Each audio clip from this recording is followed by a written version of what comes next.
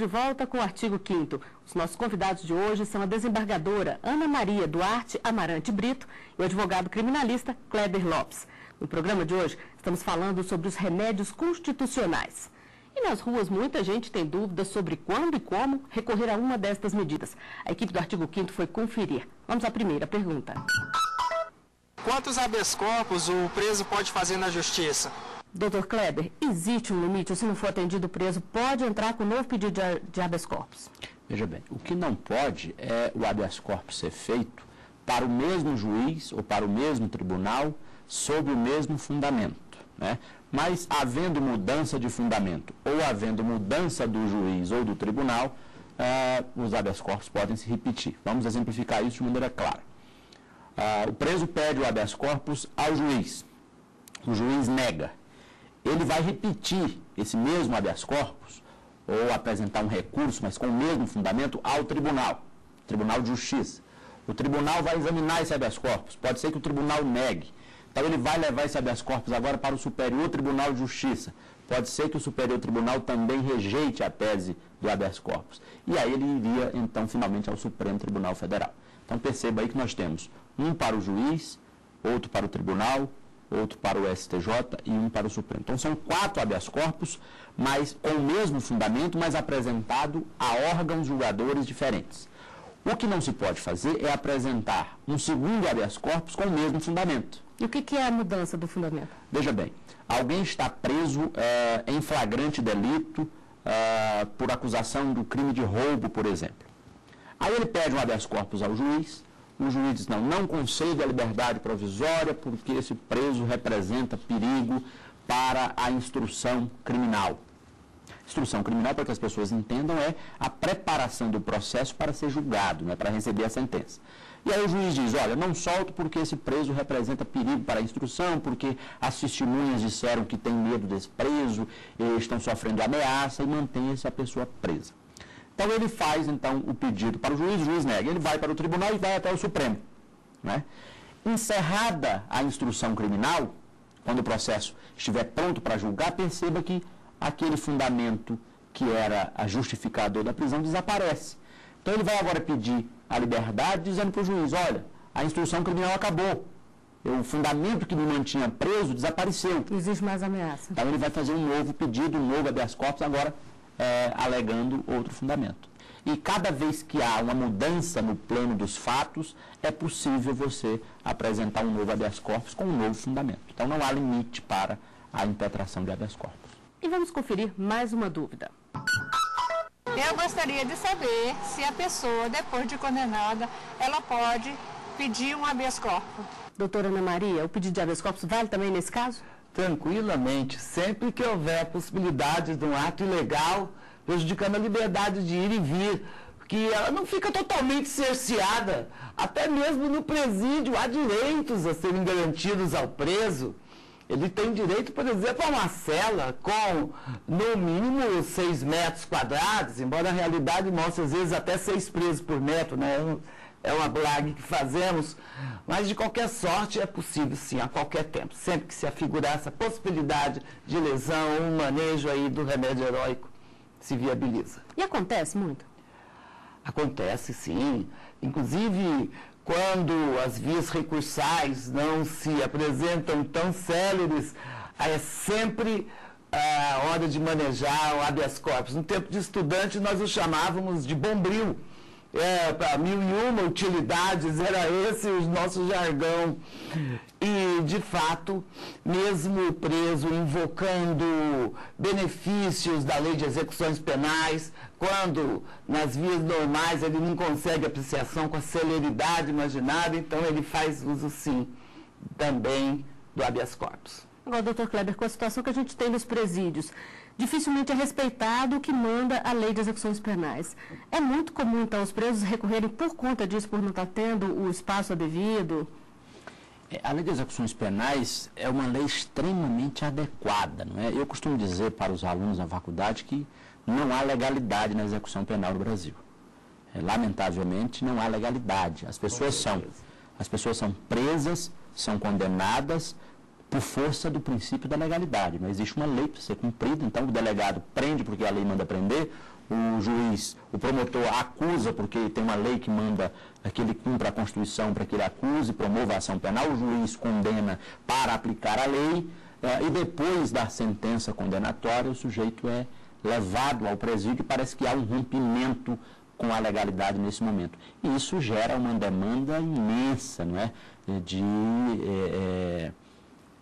habeas corpus, enfim, recursos, e como a professora Ana disse acertadamente, o habeas corpus acaba suprindo, né, a deficiência das vias recursais. O recurso, muitas vezes, não consegue fazer com que os tribunais examinem aquelas ilegalidades em tempo adequado. E aí, o habeas corpus, como o nome diz, como o nome sugere, o remédio heróico, o habeas corpus acaba suplantando esta deficiência do recurso para que a legalidade seja pelo menos examinada pelo Poder Judiciário, né?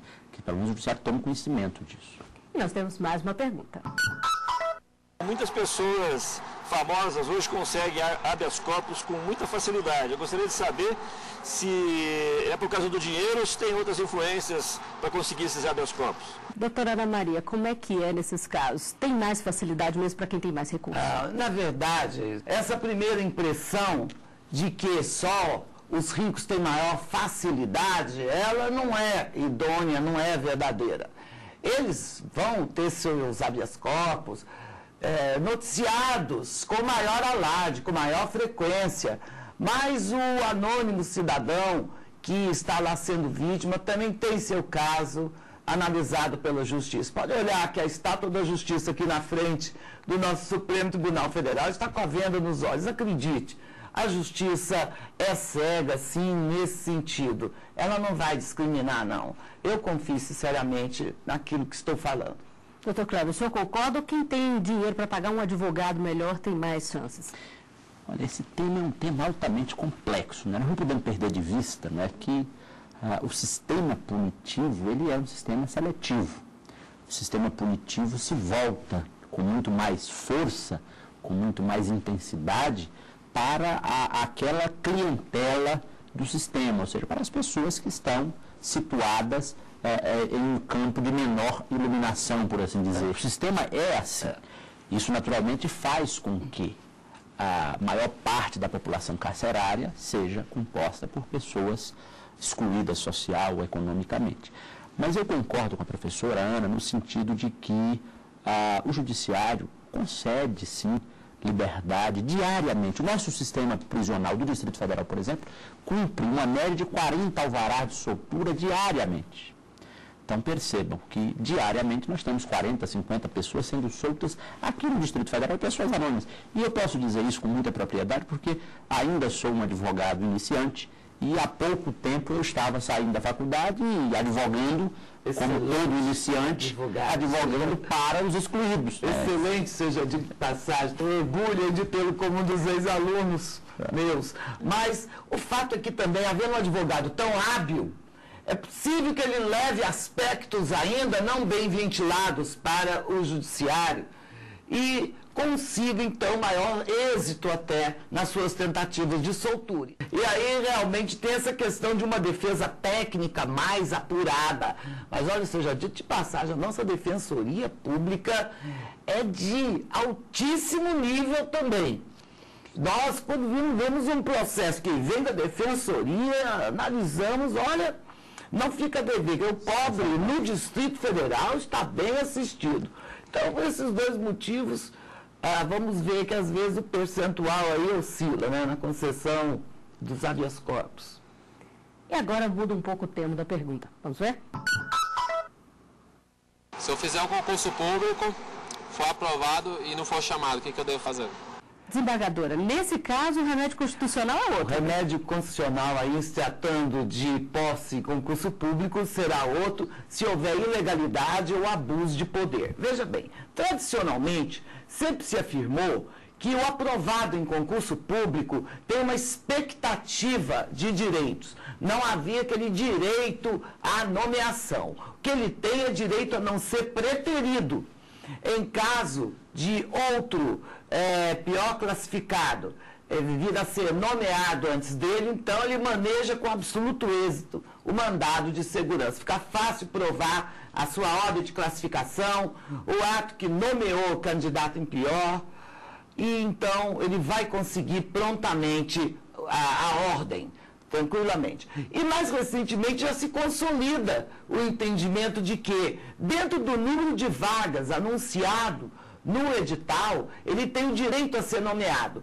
É um posicionamento que visa, por exemplo, evitar que, uma vez não aprovados determinados candidatos do agrado das autoridades, sustem as nomeações em determinado ponto, esperem o prazo do concurso se escoar e então lança o edital para novo concurso. Então o judiciário está tentando, nessa via mandamental, com a evolução da sua jurisprudência, coibir esses abusos, esses excessos. Mas o manejo é mesmo do mandado de segurança e, nesse caso, terá que se fazer representar por advogado desde o início da impetração, com certeza. Doutor Kleber, a decisão recente do Supremo, que determina exatamente o que a doutora falou, se tem o número de vagas e foi aprovado, tem que ser chamado. Isso traz mais segurança para os candidatos? Eu penso que sim. Eu penso que o Supremo Tribunal Federal, na verdade, fez exatamente o que a desembargadora Ana fala, quer dizer, impediu que se utilizasse do concurso, ainda que de maneira indireta, transversal, aí, uma forma de beneficiar A ou B. O Judiciário estabeleceu, olha, nomeado, aprovado dentro do número de vagas, cabe ao Estado prover os meios para a nomeação. Isso me parece que tranquiliza o jurisdicionado. Né? As pessoas estudam muito, às vezes, para lograr êxito num concurso público.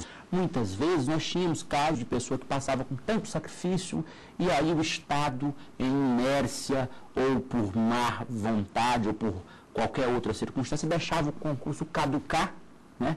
E aí a pessoa perdia todo aquele tempo que estudou, enfim.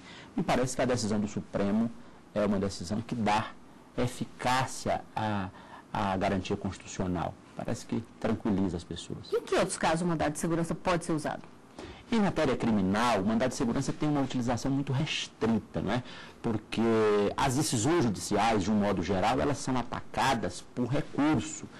Existe uma regra no processo penal de que as decisões são atacadas por recurso e para cada decisão tem um recurso adequado, não é? O chamado princípio da taxatividade. Mas há alguns casos excepcionalíssimos, por exemplo, quando o advogado vai à delegacia buscar informações em um inquérito policial, isso é muito comum nessas operações da Polícia Federal ou da Polícia Civil, o delegado se recusa a franquear o acesso aos autos do inquérito para o advogado. E a jurisprudência tem admitido, nesses casos, o mandado de segurança para garantir que o advogado, enquanto representante de um investigado, tenha o direito de acesso aos autos do inquérito. Então, essa é uma hipótese muito comum do uso do mandado de segurança em matéria criminal. E nós estamos chegando ao final de mais um Artigo 5º. Doutora Ana Maria Duarte Amarante Brito, doutor Kleber Lopes, eu agradeço a participação de vocês aqui conosco e a gente se vê na semana que vem. Até lá!